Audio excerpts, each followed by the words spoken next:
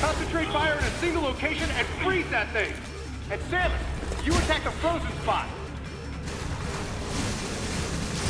Now, use your missile.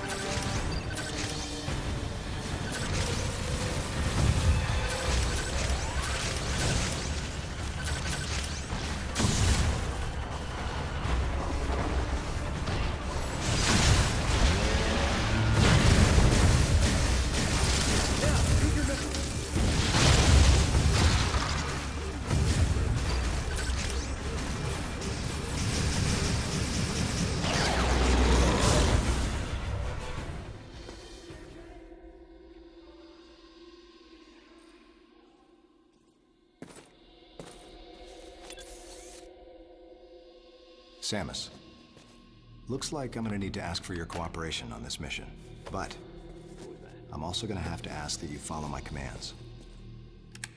You don't move unless I say so, and you don't fire until I say so.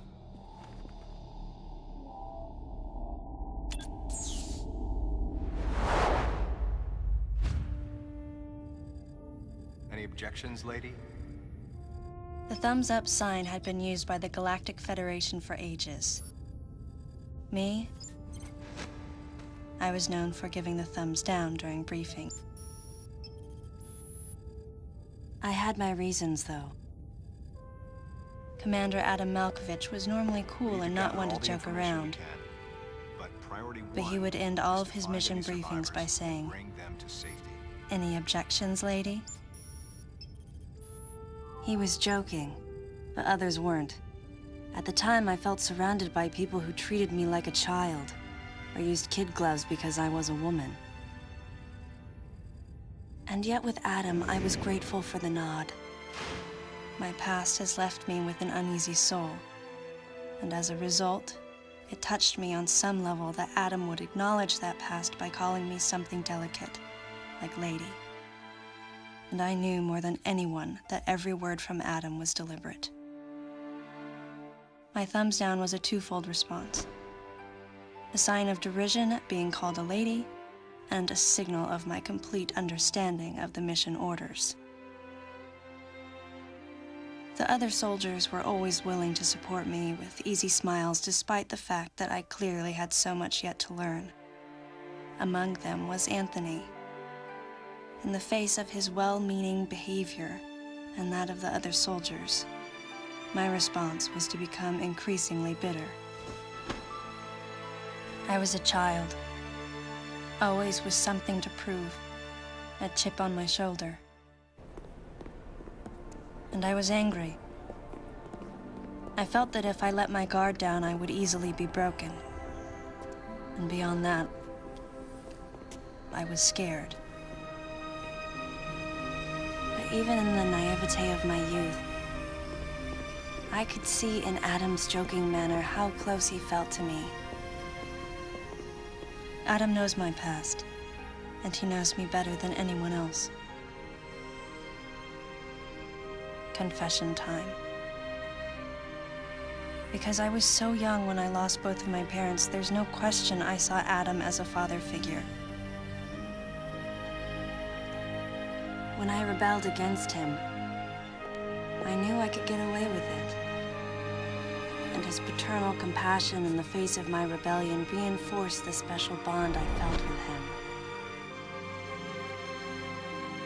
I understood well that chances were slim that I would ever find anyone that understood me like Adam. And yet, when the time came, I still left his side.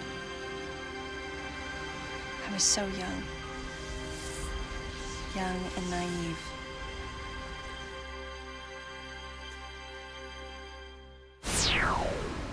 Exactly what transpired here on the bottle ship is still uncertain. Here's what we do know. The equipment we thought had been destroyed is operational again. And we've seen casualties attributed to an unidentified and lethal creature. The situation is critical. We need to gather all the information we can, but priority one is to find any survivors and bring them to safety. Consider this site extremely dangerous. Be careful as you make your sweeps. And there's one problem. The wireless interference in this facility is all-pervasive. Your comm systems are useless. As a result, communication channels will be limited to the facility's navigation booths. Well then, Lyle, investigate Sector 1 and show a little restraint with the explosives. Gotcha. Maurice, you cover Sector 2. Repair any equipment you come across. Affirmative. Anthony, you're Sector 3. I'll leave it to you to decide whether plasma guns are called for. All right. James, check out the control bridge. Our communication issues might be the result of electrical interference. Yes, sir. And KG, run a complete sweep of the residential quarters and investigate any trace of survivors. Got it. Each of you is authorized to use a freeze gun. Do not forget to check in regularly via navigation booths. And Samus, you go to the system management room. Do everything you can to get the electrical system back up and running. Looks like your comm system is still functional. Remember, everything you see will also appear on this screen.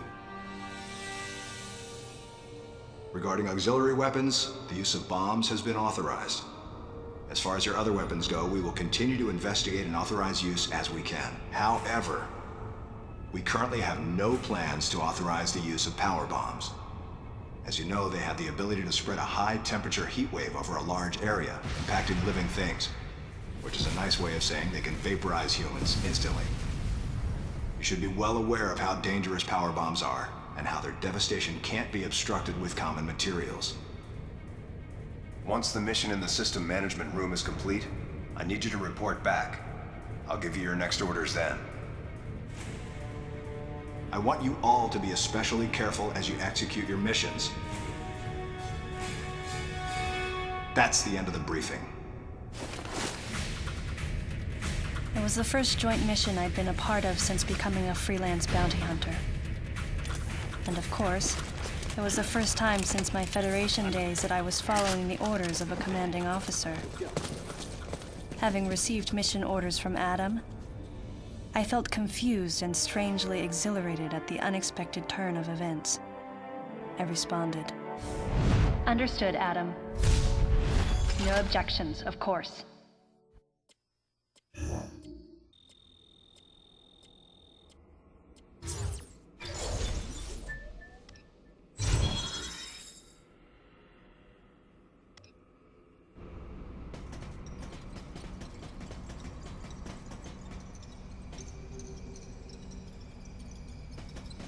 Samus, head for the system management room.